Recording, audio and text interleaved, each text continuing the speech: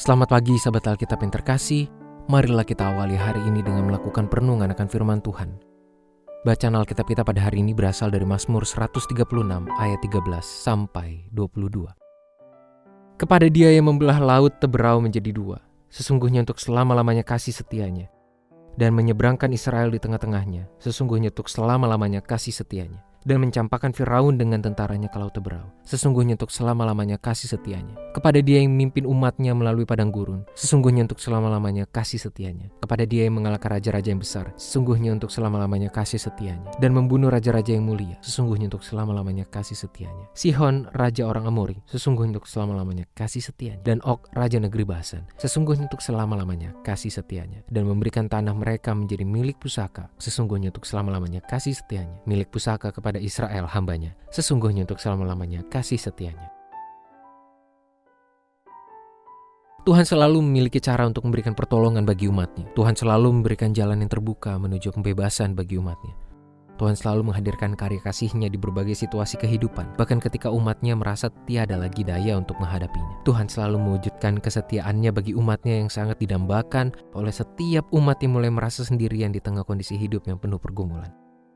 Sahabat Alkitab, kita tentu tidak lagi asing dengan pengajaran iman mengenai kasih setia Tuhan yang tiada pernah berakhir maupun mengalami penurunan kualitas. Namun tidak dapat dipungkiri bahwa adakala pengajaran seperti ini pun terasa begitu abstrak. Beragam pergumulan berat yang muncul di tengah proses perjalanan kehidupan pun terasa seperti tembok yang menghalangi pemahaman dan pemaknaan iman terhadap kasih setia Tuhan.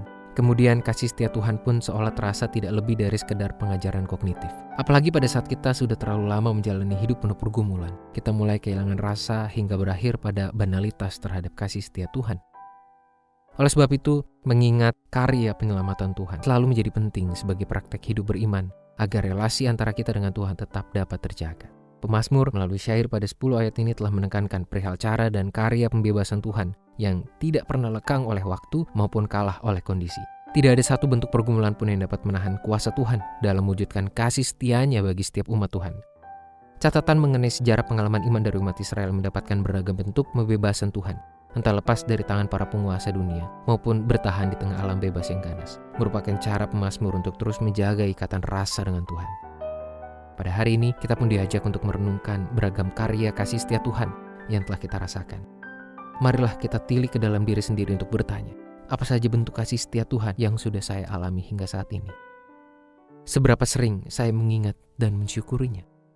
Apakah saya seringkali kalah oleh pergumulan hingga membuat saya mulai kendur dalam menjaga ikatan rasa dengan kasih setia Tuhan?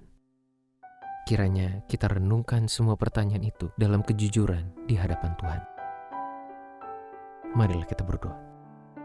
Tuhan, tolonglah kami umat-Mu untuk bertahan di tengah segala situasi dan kondisi kehidupan kami. Secara khusus Tuhan, ketika kami mengalami pergumulan yang berat, apalagi dalam waktu yang lama, tak sadar maupun tidak sadar, bahkan bisa saja kami memutuskan untuk mulai ragu, mulai kehilangan rasa akan kasih setia-Mu. Tolong kami Tuhan, untuk menjadi umat yang terus terarah kepada-Mu. Hanya di dalam nama Tuhan kami Yesus Kristus kami berdoa dan menyerahkan